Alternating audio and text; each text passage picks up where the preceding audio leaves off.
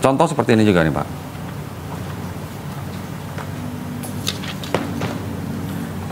Ini burung apa Pak? Dan lak-lak dan kuntul sejenisnya dan iya. Ya. Ini bahasa nih Pak ya. Saya bukannya mau ngolok-ngolok nih.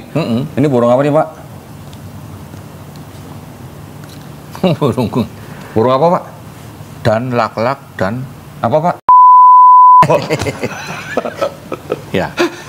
Ya ini bahasa. Ya makanya. Saya nggak menyalahkan, ini bahasa. Iya.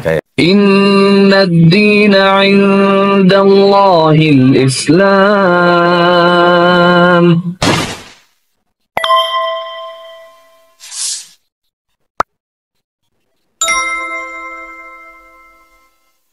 Sekarang seluruh kuasa di seluruh alam semesta jagat raya.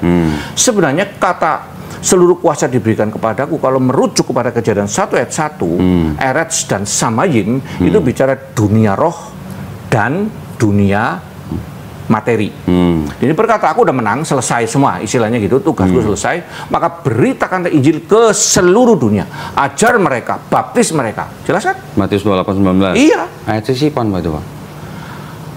Sisipannya siapa? Ada. Saya bisa bacain semua catatan bahwa itu adalah ayat sisipan dari Kata siapa? Banyak Pak, saya bisa tunjukin.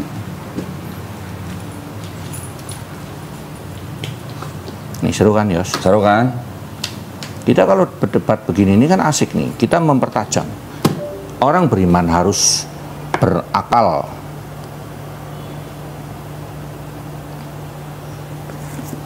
Kardinal Ratzinger Pak, nih halaman 82. The text comes from Rome. Saya masih bisa kasih lagi puluhan catatan bahwa itu adalah sisipan.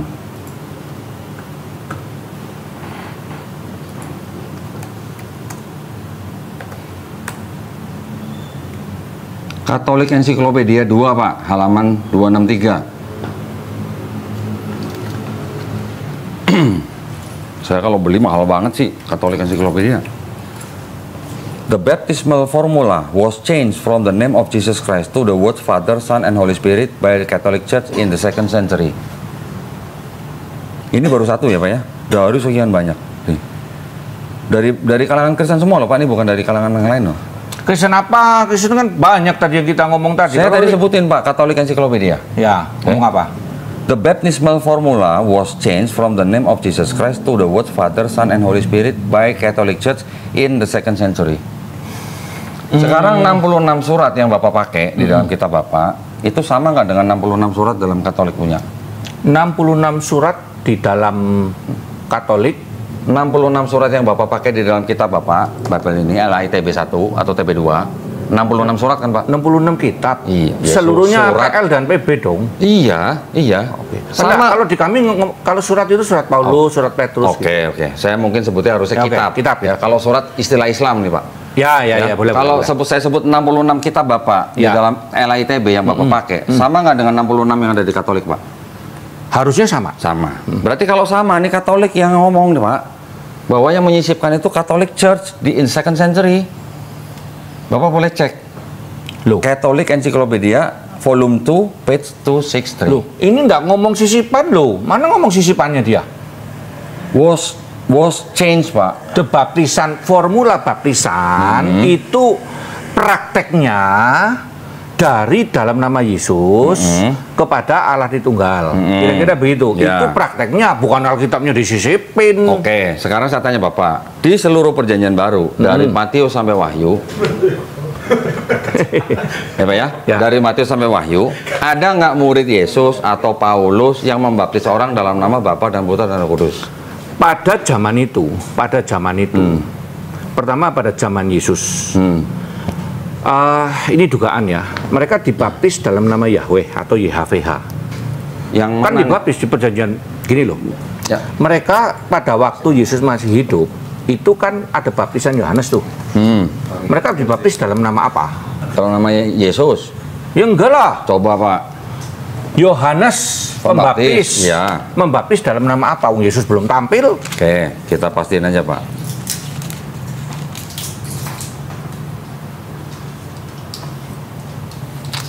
Ketika Yesus ngomong, Karena itu pergilah. Itu enggak?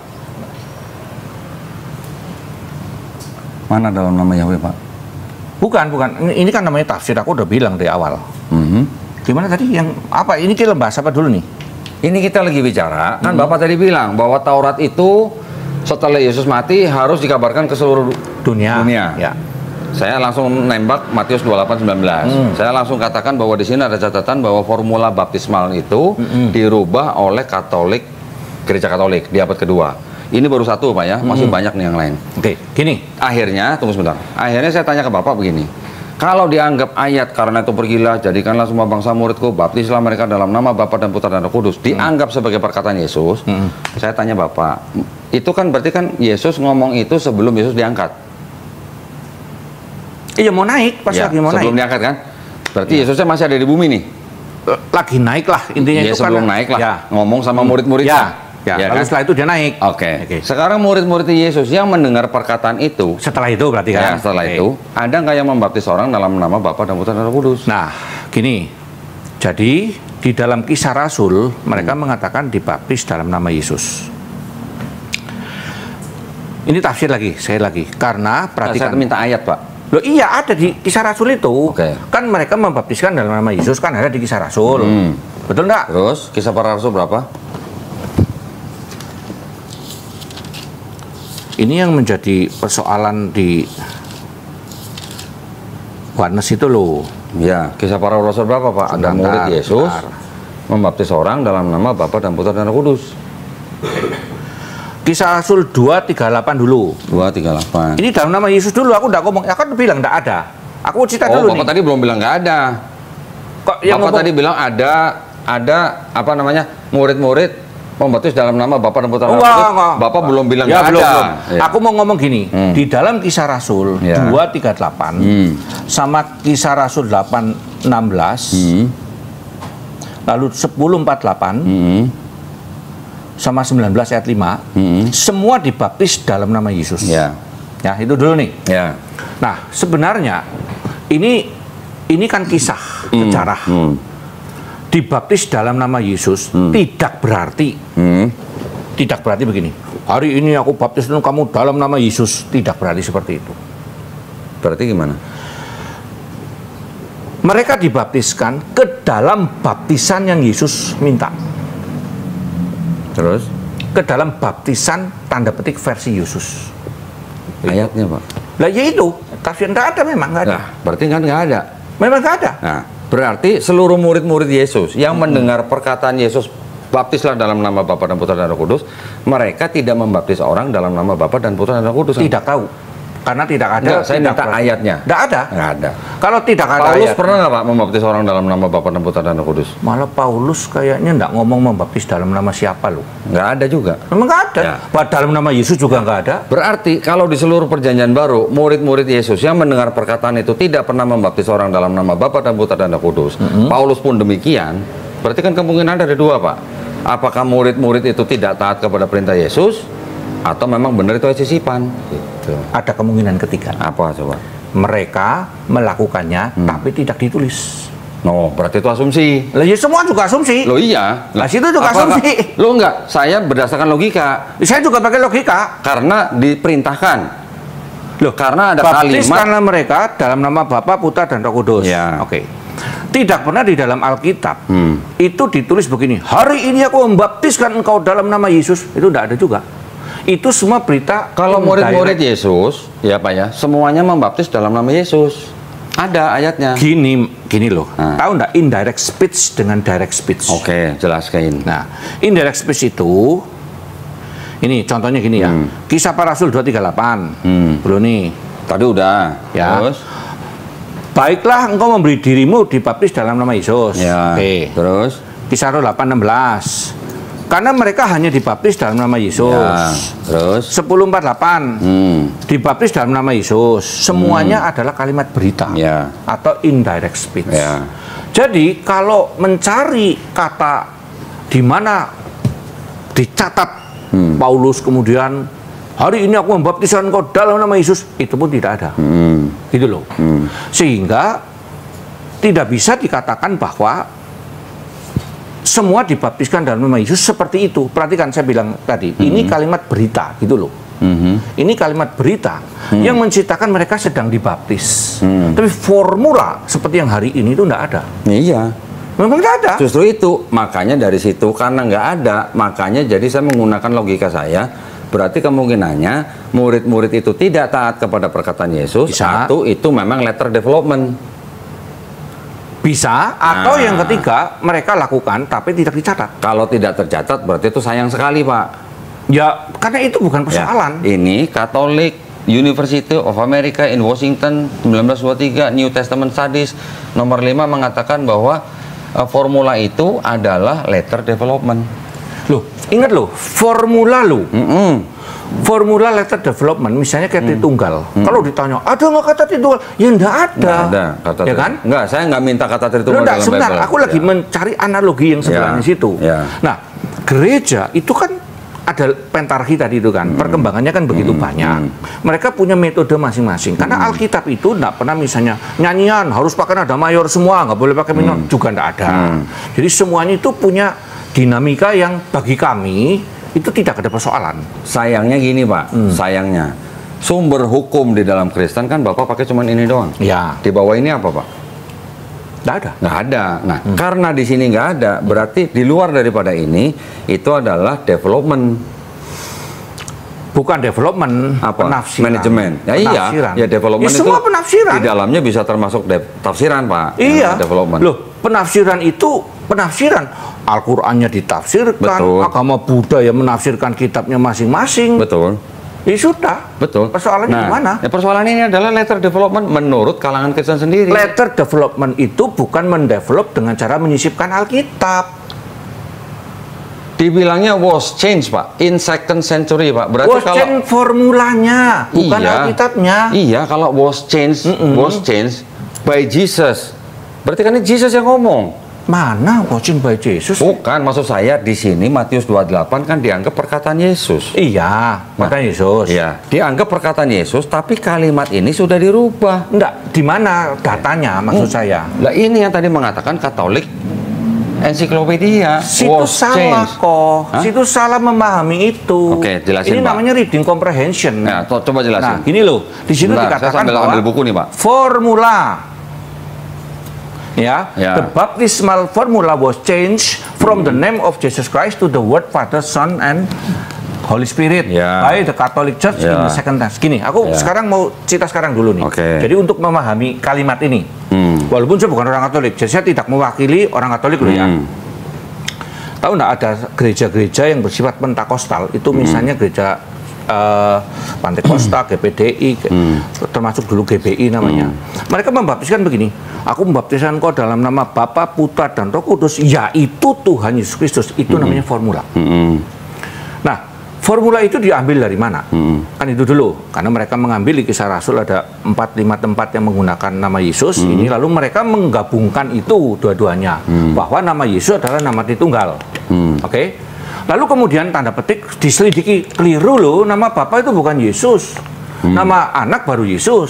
Nama Roh Kudus bukan Yesus. Lalu mereka kemudian mengubah formulanya. GBI kalau tidak salah sekarang menghilangkan formula itu, atau ada lagi gereja yang mengubah begini, aku membaptiskan engkau dalam nama Bapa, Putra, dan Roh Kudus dalam nama Tuhan Yesus. Jadi nggak ada kata yaitu. Itu kan diubah formulanya. Gerejaku lain lagi. Aku membaptis engkau dalam nama Bapa, Putra, yaitu Tuhan Yesus Kristus, dan Roh Kudus. Itu yang dimaksud begitu. Bukan Alkitabnya diubah. Oh, di Alkitab diubah gimana urusannya? Loh, ini sekarang contoh, Pak. Punya Matiusan dalam bahasa Ibrani nggak, Pak? Hah? Punya Matiusan dalam bahasa Ibrani nggak? Ya ini interlinear aku Nah, coba. punyanya. Enggak, itu kan nih, ini yang punya Semtov nih, Pak. Oh, Matius dalam bahasa Ibrani. Iya. Oh, ya kita nggak mau terima. Karena Matius dalam bahasa Ibrani itu terjemahan dari Yunani ke Ibrani. Dari Yunani ke Ibrani. Ini yang punya Semtov nih, Pak. Lah Semtov, kenapa? Masalahnya di mana? Ya, Semtov enggak, itu ini hanya siapa? referensi aja. Hanya referensi aja. Bentar, ini Matius 28. Saya selalu nanya dulu, siapa dia? Nah, silakan baca itu belakangnya atau depannya. George Howard ya. George Howard itu penyusunnya, penerjemahnya. Semtov itu siapa? Rabi. Loh ya rapi dia, aduh. Ini yang bilang tadi. Bapak udah pernah baca Eusebius belum? Tulisannya Eusebius tentang Matius 28:19. Yang gimana dulu? Nah, aku buku tuh banyak sekali kok. Oke. Aku kenapa 13 tahun tuh karena baca buku udah sampai yang sejarah-sejarah pun untuk baca. Ya. Eusebius sendiri juga tidak pernah menyebut Bapa, Putra dan Roh Kudus, Pak. Eusebius siapa ini? Bapak gereja. Iya. Iya. Terus bicara tentang Dia mengutip Matius 28:19 tidak pakai Bapa dan Putra dan Roh Kudus. datanya aja. Kita bicara data lah. Susah Ya, kalau ngomong kutip ini, kutip itu ya pusing lah Oke, kita. kalau gitu apa Bapak membaca semua atau saya kirim ke Bapak kutip aja. Ini Eusebius nih Pak. Eusebius was a church historian and bishop at Caesarea. On page 152, Eusebius quotes the early book of Matthew that he has in his library in Caesarea. According to this eyewitness of unearthed book of Matthew, that could have been the original book of the first copy of the original Matthew, Eusebius informed us of Jesus' actual word to his disciple original text of Matthew 28:19. With one word and voice he said to his disciple, "Go and make disciple of a nation in my name, not in Father, Son, and Holy Ghost." Nah, perhatikan. Nah. Ini kadang begitu kan? Ya. Sekarang harus kita cari teks yang mengatakan begitu. Jangan ngomong dari Eusebius. Loh, iya. Sekarang yang Bapak terima kan cuma ini. Lah iya, makanya. Lah iya, kan berarti patokan Bapak kan ini terakhir. Iya. Nah, apakah Bapak pelajarin yang tulisan-tulisan Bapak gereja sebelumnya? Ya pelajari. Nah, ini kata Eusebius. Tapi Eusebius itu kemudian kita tidak sekedar gini, misalnya gini. Kami dari Calvinis itu percaya Agustinian, Agustinus. Tetapi kami tidak menerima semua Agustinus punya. Oke. Bahkan saya Calvinis. Saya tidak menerima semua yang Calvin ngomong. Katakanlah mungkin 70-80%. Susah karena nggak bisa didetailin kayak 613 gitu yang diterima mana gitu nggak. Artinya begini, apapun yang Bapak gereja ngomong, kita cari teksnya. Simpel aja. Itu tadi saya udah kasih Eusebius. Ada lagi nih Pak, The Anchor Bible Dictionary, volume 1 1992, halaman 585. The historical riddle is not solved by Matthew 28:19, since according to the wide scholarly consensus, it is not the authentic saying of Jesus, not even an elaboration of a Jesus saying on baptism. Bapak boleh catat. Iya tahu aku Ya. udah Nggak, itu gini. pelajaran dasar itu mah. Oke. Oh. Kalau Bapak ini anggap ini pelajaran dasar, Iya. berarti Bapak udah baca bukunya. Ya sudah. Nah, kalau sudah berarti gimana? Lah, mau tanya Ini jawaban saya kan? nah, silakan. Pertama begini ya, kan saya tuh jelasin tadi ya. Pertama, para scholar. Ya. Kita harus teliti lagi scholar dari mana. Kalau scholarnya yang liberal, ya kita langsung ya cukup tahu lah. Oke. Kita nggak perlu komentar. Oke. Lalu kemudian kalau di Eusebius, kita kan cari Eusebius ngambil dari mana? Katanya Bapak udah baca. Loh iya, Eusebiusnya. Enggak, tulisan Eusebius tentang Iya ini. dibaca sudah. Oke. Saya ambil teks. Eusebius ngambil teks dari mana, Pak? Iya itu makanya. Dari makanya. mana? Ya belum tahu. Loh, katanya Bapak udah baca. Loh, baca Eusebius. Oke. Tapi teks yang dikutip Eusebius yang mana? Bapak nggak tahu ambil dari mana? Iya, Nah, itu yang saya gitu. maksud. Oke. Sehingga tidak seluruhnya kita langsung telan mentah-mentah. Oke. Itu satu dulu ya. Oke. Terus? Saat gini, persoalannya ada satu dari Kodondi tahu nggak? Kodondi ambil seluruh sumber yang melawan. Enggak. Bentar dulu, Oh, sebentar dulu. enggak, jangan salah, Pak. Enggak. Terus. Seluruh sumber yang melawan, sehingga Kodondi selalu akan mengambil oposisi di situ. Enggak juga. Kodondi tidak pernah membaca dari sumber yang tanda petik membela. Enggak juga, saya baca Pak yang membela. Saya sampai beli buku tafsirnya Raymond E. Brown. Oke, bentar ya. Terus? Sekarang bagaimana dari? Sorry Pak, itu Bapak lihat buku yang berjajar di belakang itu? Ya, iya, itu iya, tafsirnya Kristen tuh Pak. Ya. Saya baca. Nah, Terus? jadi gini. Sekarang yang kedua ya, yang kedua. Yang kedua, umpama ini umpama andai kata jikalau Ya. tidak ada kata itu di awalnya, hanya baptiskanlah dalam namaku saja. Bagi kami tidak ada persoalan dengan Tritunggal. Terus? Karena apa? Karena di dalam kekristenan itu ayat tentang Yesus sebagai Allah itu poin utama dulu. Poin Yesus sebagai Allah itu poin utama. Bukan itu. Bukan Poin ayat itu utama maksudnya. maksudnya. Tidak hanya ayat itu Ya. maksudnya. Nanti ada ayat dalam kurung yang di 1 Yohanes itu, ingat enggak? Ya di sorga ada 3 dan sebagainya Ya. gitu. Tidak ada persoalan. Terus? Kami dari orang Kristen mempunyai dalil dari Kejadian pasal 1 sampai Wahyu Oke. bahwa Yesus adalah Yahweh. Begitu. Oke. Bapak mengatakan dalilnya Bapak dari Kejadian sampai Wahyu. Padahal dari Kejadian sampai Maliaki ini punya orang lain. Yang Bapak baca menggunakan kacamata Bapak. Tidak, saya membaca dari kacamata Rabi Yahudi yang namanya Paulus dan Yesus. Nah, sekarang pandangan Rabi Yahudi terhadap Perjanjian Lama itu sama nggak dengan Rabi Yahudi yang lain? Beda-beda, Nah. maka ada Hillel, ada Nah, Shammai. sekarang kalau beda-beda, saya tunjukin Pak, bahwa Septuaginta ini penerjemahannya sudah ada yang dirubah. Memang, karena itu ada tafsir, makanya kami tidak patokan saja dengan Septuaginta. Kita lalu mencoba lagi kepada Masoretic teks. Oke. Ibraninya. Sekarang saya tunjukin.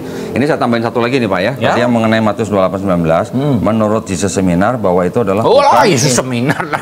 Ya saya cuma tunjukin aja. Tapi Bapak dari buktinya juga belum kuat. Apa bukti apa? Bukti dari kekristenan bahwa ayat itu asli gitu. Bapak kan tadi akhirnya melarikan diri bahwa kalaupun itu bukan perkataan Yesus, itu tidak penting Gini. buat Kristen. Nah, itu kan Bapak escape berarti. Sebentar, bukan escape. Nah, Karena terus? saya mau mengatakan begini. Hmm. Yesus seminar pun tidak bisa buktikan apapun. Kenapa? Karena tidak ada ayat aslinya. Tidak ada. Tidak ada teks asli. Nah, memang nggak ada. Iya, makanya. Karena semuanya udah salinan dari salinan dari salinan dari Ya sudah. salinan. Kalau semua salinan dari salinan dari salinan, bagaimana kita menganggap satu pendapat itu benar kalau nggak ada aslinya? Nah, sekarang kalau mereka yang mempelajari gaya bahasa, sejarah Yahudi, tradisi Yahudi, kemudian dari konteks, bagaimana Bapak bisa meyakinkan bahwa itu teks asli kalau Bapak sendiri juga tidak mempelajari gaya bahasanya? Pelajari dong. Nah, pelajari. Pelajari, iya. Nah, kalau pelajarin tadi yang dari Yahudi, yang dari bahasa Ibrani aja Bapak nggak tahu. Gini, yang mana dulu? Ya Yang itu tadi yang Samtov ini. Nih. iya, yang perjanjian baru. Iya ya, kita dari tadi Karena ngomongin Matius begini. 28:19, Pak. Gini, kok Ya. kekristenan itu begitu luar biasa sekali. Luar Saya biasa. nggak tahu Luar di- biasa apanya nih, Pak? Kompleksitasnya. Complicated maksudnya. Iya. Oh. Kenapa? Karena tidak ada Allah selain Allahnya Kristen. Yang satu adalah tiga, tiga adalah satu. Tritunggal itu. Tidak ada. Ya enggak ada. Ayat yang mengajarkan Enggak, konsep seluruh agama Trinitas. lain enggak ada. Tunggu sebentar. Istilah Tritunggal hanya ada dalam kekristenan. Kita memahami politeisme itu gampang. Monoteisme ala Yahudi dan Islam itu juga mudah.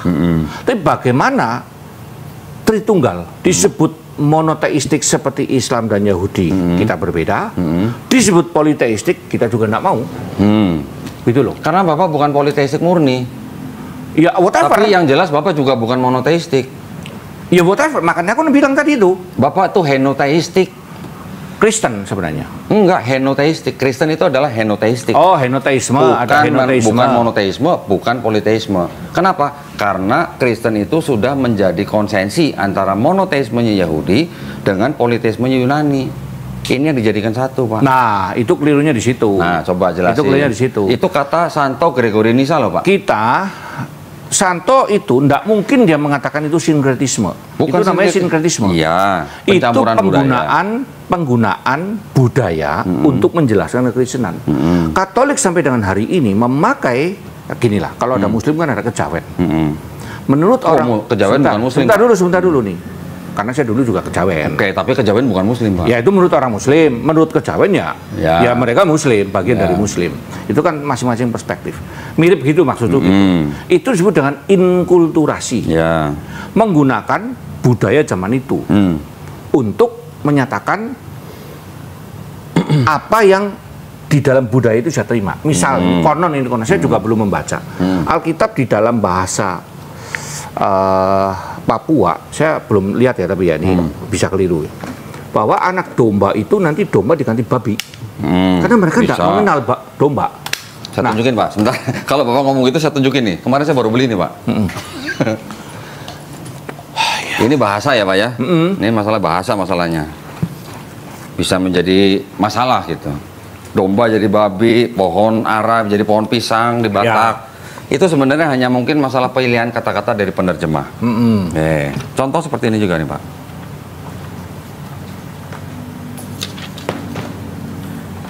Ini burung apa, Pak? Dan lak-lak dan kuntul sejenisnya dan iya. Ya.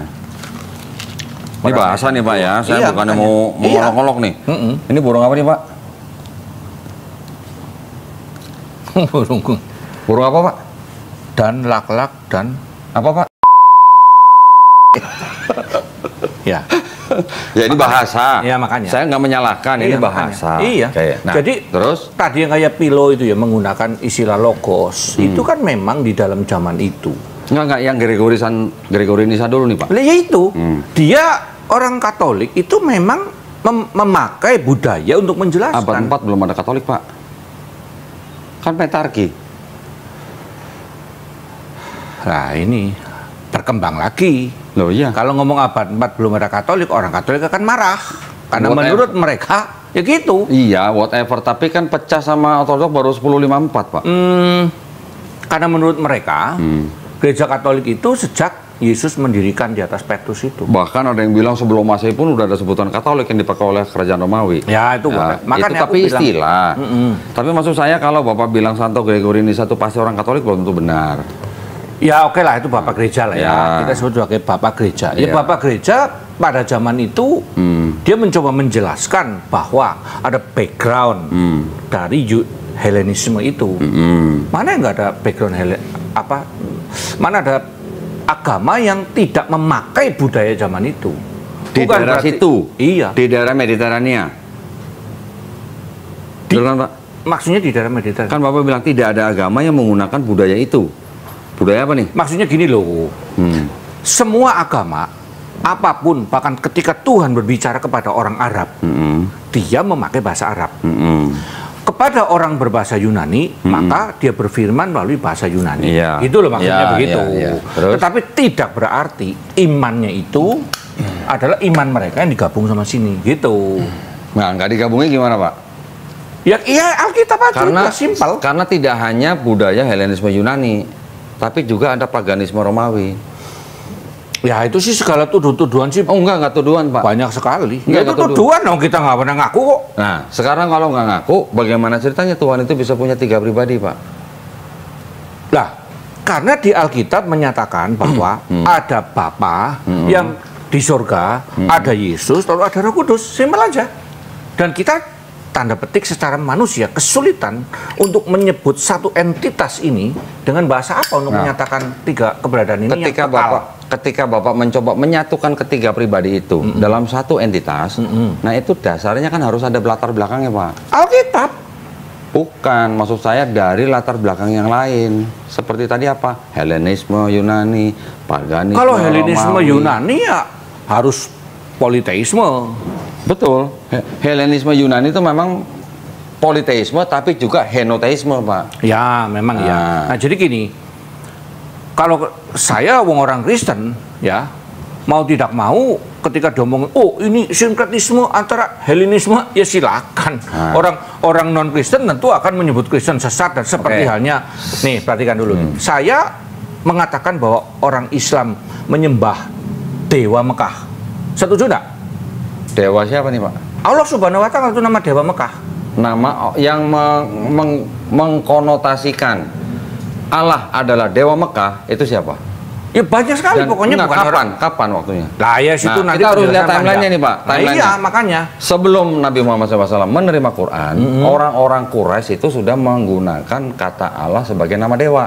Nah, berarti orang Quraisy nih, orang Quraisy yang belum terima Quran. Ketika Quran diturunkan, itu dibersihkan. Allah adalah Tuhan yang Maha Esa. Nah kan, Nah, artinya kan sinkretisme. bukan. Iya. Bukan. Nah, itu kan situ bukan. Enggak Menurut saya gini, iya. saya jelaskan. Yang sinkretisme adalah bangsa Quraisynya, Pak, bukan orang Islam. Quraisy sinkretisme apa? Wong belum ada. Loh, kan orang Quraisy yang menyebut Allah itu dewa bulan atau dewa di Mekah. Itu orang Quraisy, suku Quraisy, bukan orang yang sudah menerima Quran. Orang Ya, kalau Islamnya- Quraisy, kalau versi Islam tentu adalah pagan. Iya. Nah, kan gitu sama. Betul. Maka saya Tapi juga yang sana juga sinkretismenya orang Quraisy, Pak, bukan orang Islamnya. pagan. Lah orang Quraisy sinkretisme apa dengan apa? Loh, tadi Bapak bilang Allah adalah nama dewa Mekah. Nah itu kan Quraisy. Iya. Ya, itu politeis mereka. Iya, itu Pagan. sinkretismenya itu yang Quraisy, tapi yang orang Islam yang telah menerima Quran, itu sinkretisme dengan apa? Ya dengan Quraisy. Enggak. Quraisy Karena memakai sinkretismenya kata gimana? Allah itu. Justru kata Allah itu sebelum ada bangsa Quraisy pun sudah ada. Oke. Ya. Jadi intinya kan diluruskan. Sama, Kristennya meluruskan. Nah. Meluruskan Helenisme, meluruskan monoteistik ala Yudaisme, begitu. Nah, sekarang kalau Bapak bilang meluruskan Helenismenya, Iya. bagaimana ceritanya di sini masih ada Helenisme filosofi, Pak? Yang mana lagi? Lah ini tadi yang saya tunjukin ini, yang John 1:1. Loh, itu bukan Helenisme filosofi. Di situ berkembang latar belakang. Bukan latar belakang, Pak. Ini mengadop logos, kata logos yang dipakai di John 1:1 itu mengadopsi Helenistik filosofi. Iya, kata logos. Kata logos. Artinya meminjam filsafat Helenistik. Tetapi apakah Helenistik menyebutkan logos menjelma jadi manusia? Di sini iya. Lah ini John 1:14 kan Loh. menjelma jadi manusia. Became flesh. Kata logos di dalam Helenistik nggak ada logos menjelma jadi manusia. lalu Sekarang mati. gini, Pak. Sekarang gini. Di Yunani gimana? Dewa Zeus punya anak dari manusia nggak, Pak? Dewa Zeus punya anak dari manusia, nanti ada Hercules Ya. sama segala gitu-gituan kan? Iya. Iya. Iya, itu sama konsepnya, mirip. Konsepnya kan mirip, Pak. Ada Berbeda. gini. Ada dewa yang paling tinggi, yang supreme, Ya. the supreme god. Di bawahnya ada the lesser god. Ya. The supreme god ini bisa punya anak dari human. Ya, human ini disebut setengah manusia, setengah dewa. Oke. Demigods. Di Kristen ada Bapa. Ini adalah the supreme god. Bisa punya anak dari manusia, Yesus. Cuman istilahnya Kristen dibilang Kenosis. sepenuhnya manusia, sepenuhnya Ya. Tuhan. Ya. Kalsedon 451. Konsep ini kan sebenarnya sama, Pak. Nah, makanya saya Mirip bilang lah, tadi, mirip lah. Saya nggak bilang sama. makanya Mirip. diluruskan yang Nah. benar. Yang benar adalah Allah sendiri mengambil rupa seorang manusia dan dia tetap Allah, tetapi tanda petik tadi disembunyikan kalau bahasa Calvin Oke. atau mengosongkan diri. Itu ajaran Yesus atau bukan, Pak? Ajaran Yesus melalui Paulus. Ada ayatnya Yesus yang mengatakan itu? Ada ayatnya Yesus yang maksudnya mengatakan apa dulu? Mengatakan itu Allah mengambil bentuk manusia dan segala macam yang tadi Bapak sebut. Wong namanya mengosongkan diri, ngomong ngaku ya namanya bukan mengosongkan diri. Lah iya, ajaran Mengosongkan diri itu nyamar. Lah iya, ajaran Yesusnya mana, Pak, ayatnya? Loh, wong lagi nyamar terus ngomong, aku ini Allah loh. Ada tapi dia waktu mengatakan begini. Ya, coba. Sebentar. Bapak ngomong aja, saya dengerin. Waktu Yesus mengatakan, aku ada sebelum Abraham ada. Ya. Kemudian menggunakan bahasa before Abraham was, Oke. I am. Itu adalah bicara kekekalan. Oke. Pak, I am di situ kata Yunaninya apa? Ego emi. Ego emi. Pontius Pilatus juga ngomong ego emi. Bukan, Yudas juga bukan ngomong ego itu. emi. Saya lagi ngebahas itu. Oke, sekarang kalau Bapak bilang I am, Bukan itu. Situ belum jelasin, belum dengarkan saya secara penuh. Oke, coba. Nih, Yesus mengatakan, before Abraham was, itu menggunakan past tense. I am menggunakan present tense. Ya, terus artinya? Jadi saya tidak lagi bahas I am-nya, tapi membahas tensesnya. Di dalam bahasa Inggris, sebelum past tense itu biasanya menggunakan apa? Past perfect, continuous, present perfect, dan sebagainya. Pokoknya perfect sebelumnya gitu. Dia menggunakan kata tenses. Kenapa? Karena Allah selalu menggunakan present tense. Satu ya. Jadi itu menunjukkan kekekalan. Lalu di dalam Wahyu, Yesus mengatakan, aku adalah Alfa dan Omega. Yang terdahulu dan yang terkemudian. Yang awal dan yang akhir. Itu diakui oleh Yahweh. Akulah Yahweh yang terdahulu dan terkemudian. Ya. Diakui oleh Yahweh di mana? Perjanjian lama Yesaya. Jadi jelas. Yang mengaku Yesus, yang boleh mengaku kekal itu tentu Yahweh atau Elohim. Terus? Yang boleh mengaku. Yesus mengaku. Berarti apa? Ya dia Yahweh. Simpel kan? Ibrani mengatakan dia adalah yang tidak berubah dari kekal sampai selama-lamanya. Siapa yang boleh disebut itu? Ya Yahweh.